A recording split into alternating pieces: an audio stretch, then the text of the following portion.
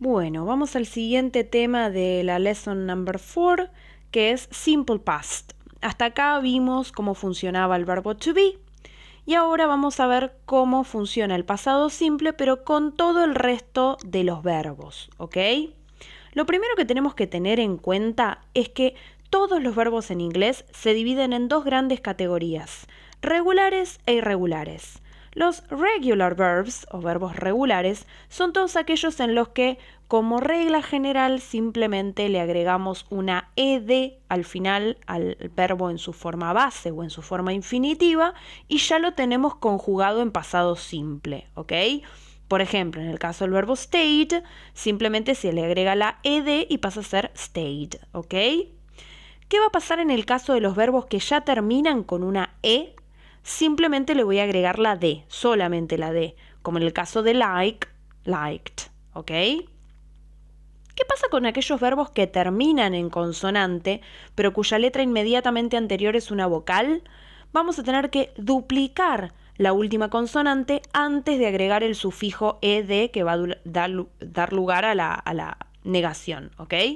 Por ejemplo, stop pasa a ser stopped, ¿ok? Pero con la duplicación de la P.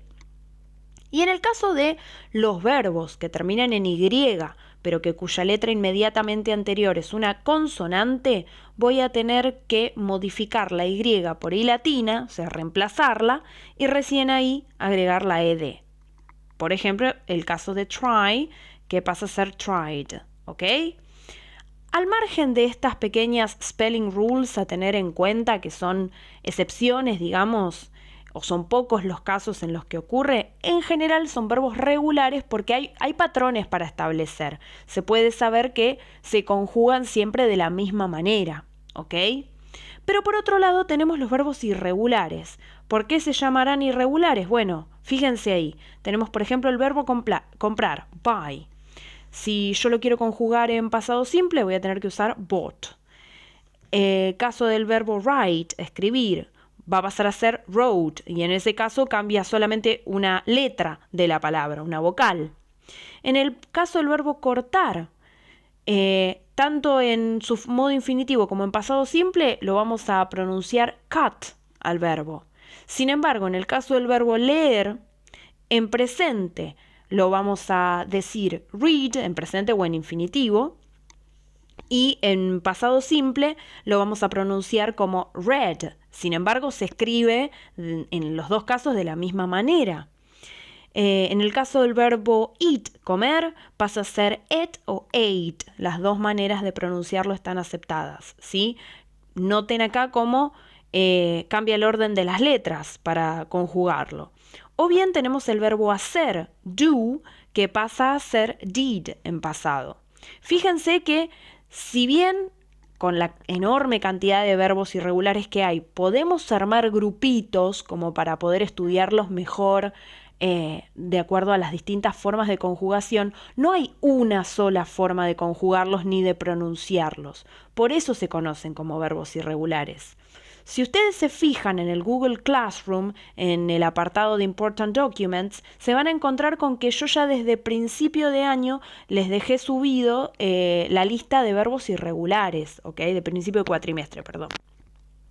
Esa lista de verbos irregulares que ustedes van a poder tener en el parcial de forma impresa contiene, en orden alfabético, justamente todos estos verbos irregulares. ¿Sí? Si ustedes tienen un ejercicio, por ejemplo, en el cual tengan que completar con los verbos entre paréntesis y ustedes desconocen cuál es el verbo, por lo tanto, no saben si es regular o irregular, mi recomendación es que se remitan a esa tabla que yo les subí, lo busquen por orden alfabético en la primera de las columnas, que es la columna infinitiva, y si está, se fijen cómo está conjugado en la segunda columna, que es la que vamos a utilizar para este tiempo verbal, y ahí lo escriben, ¿ok? Si no se encuentra en esa lista, es porque es un verbo regular. En ese caso, simplemente le van a agregar ed, teniendo en cuenta las spelling rules que expliqué recién, y ya tienen también en pasado simple el verbo, ¿ok? Bien. Me faltó decir, con respecto a esa tabla, hay más columnas, o sea, hay otra columna más que es la de los pasados participios. Nosotros no lo vamos a usar a eso todavía, lo vamos a ver recién después del primer parcial, ¿ok? Así que por ahora se enfocan en la primera y en la segunda columna de la tabla de verbos irregulares. Ahora bien, una vez que tenemos esto en cuenta, vamos a ver cómo hacemos para aplicarlo dentro de una oración. Veamos qué ocurre en el caso de las afirmaciones. En este caso ustedes se van a dar cuenta en la Lesson 4, nosotros partimos de una conversación entre Gary y Mónica que están discutiendo lo que hicieron en el fin de semana pasado y ahí se van a encontrar, bueno, primero con esta distinción entre verbos regulares e irregulares. Y después, en el punto 3, nos encontramos con el tema de la forma, que es todo esto que voy a explicar yo ahora.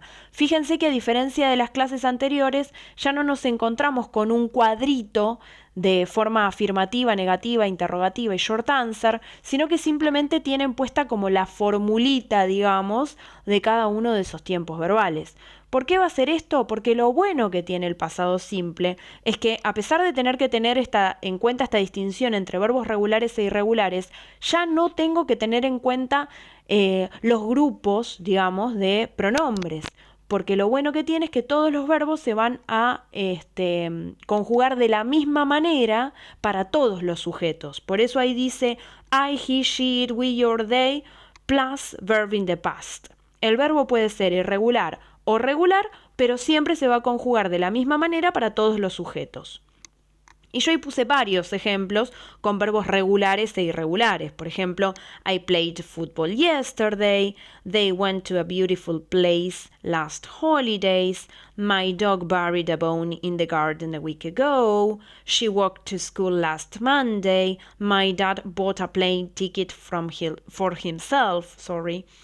Ok, es decir, sujeto, verbo en pasado, lo que venga después y ya tenemos una oración en pasado simple en modo afirmativo. Ahora, ¿qué va a pasar cuando queremos negar? Acá podemos establecer la primera diferencia con lo que vimos hace un ratito del verbo to be. Todo el resto de los verbos que no sean verbo to be no se pueden negar a sí mismos. Por eso es que vamos a necesitar incluir la figura del auxiliary verb o verbo auxiliar, de la misma manera que lo hicimos en el presente simple, ¿se acuerdan? En el caso del presente simple, cuando queríamos negar, luego del sujeto incluíamos, dependiendo el grupo, si era he, she o it, el auxiliar does, y si el grupo era I, we, you or they, el auxiliar do.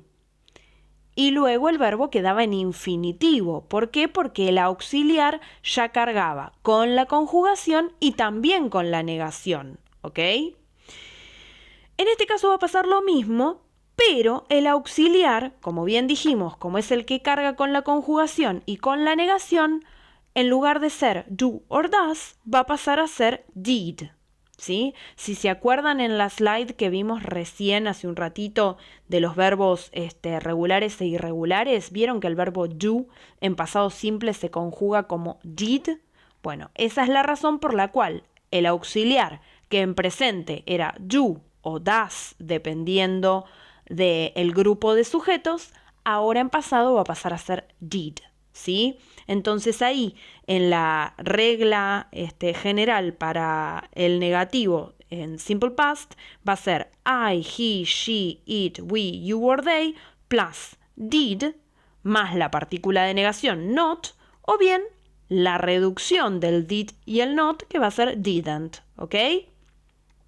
Y recién ahí vamos a escribir el verbo en infinitivo. No importa acá si el verbo es regular o irregular, porque al tener el auxiliar, el verbo va a quedar en infinitivo. Recuerden que cuando hay un auxiliar, es justamente el auxiliar, no solo el que carga con la negación, sino también con la conjugación verbal. ¿Ok? Ahí tenemos varios ejemplos. My sister didn't go to Miami last summer. We didn't play board games yesterday. I did not watch TV last night. They did not read books a week ago. O sea, fíjense que siempre tengo, ya sea forma corta o forma larga, el auxiliar en pasado simple, en negativo, y luego el verbo en su modo infinitivo, es decir, sin conjugación verbal, ¿ok? Bien, veamos qué ocurre en el caso de la interrogación. Lo mismo que ocurre siempre, tenemos que tener un elemento delante del sujeto, no podemos arrancar las interrogaciones directamente con el sujeto. En este caso, en el pasado simple, nos vamos a servir del auxiliary verb did. Arrancamos con did, luego el sujeto y luego el verbo en infinitivo. ¿Por qué? Porque ya tenemos el auxiliar que nos está mostrando cuál es la conjugación, ¿ok? Y ahí puse varios ejemplos. Did you go to the beach last summer? Did they play football last Saturday? Did she stay at home yesterday? Did we understand simple present? ¿Sí? Ok. Siempre arranco con did, luego el sujeto, luego el verbo en infinitivo. ¿Ok? Hasta acá la forma del pasado simple. ¿Ok? Así como vimos expresiones temporales propias del presente simple para poder identificarlo más fácilmente, también hay expresiones temporales o adverbial actions of time o circunstanciales de tiempo, si les gusta más, que son propias del pasado simple. Estos adverbial actions of time se pueden encontrar al principio de la oración separaditos por una coma o bien al final de todo. Por ejemplo, yesterday, que significa ayer, o todo lo que contenga la palabrita ago, ¿vieron? Típico de las películas 7 Years Ago, cuando se van, hacen un flashback y se van hacia atrás en el tiempo. Bueno, esto puede ser a week ago, 2 months ago, long time ago, ¿sí? La medida de tiempo que sea, seguida de la palabrita ago, nos indica que, bueno, una semana atrás, 2 meses atrás, hace mucho tiempo atrás, ¿sí? Después tenemos todo lo que comienza con last. Last weekend sería el fin de semana pasado, o last year, el año pasado, last spring, la primavera pasada, ¿ok? Si quiero indicar un año puntualmente, lo voy a tener que hacer a través de la preposición in. Acá anoten otra de las preposiciones. ¿Se acuerdan que dijimos que una de las cosas más difíciles de aprender en inglés son las preposiciones? Entonces nos sirve aprenderlas en uso, en colocación, ¿sí? Cuando quiero indicar solamente el año, voy a utilizar la preposición in y luego el año, ¿sí? O, well, in the past, sin especificar tan puntualmente el momento, pero bueno, indicando que se trata del pasado, ¿ok? Seguramente hay otras que no se me vinieron a la mente a la hora de armar la presentación, el Google Sheets que tenemos acá, pero bueno, con estos más o menos van a poder identificar que la persona que nos está hablando de el pasado simple, ¿ok? Es decir, ¿cuándo vamos a utilizar el pasado? Que esta era la función, el punto de function que tienen debajo de toda esta explicación. Cuando necesitamos referirnos a acciones completas en el pasado, es decir, aquellas acciones que comenzaron y terminaron en un momento determinado del pasado, ¿ok? Para esto es para lo que vamos a utilizar el pasado simple. Bueno, espero que les haya servido un poquitito. Cualquier cosa a principio de la clase que viene, en donde vamos a ver Future Simple, si tienen alguna duda me hacen comentarios, ¿ok?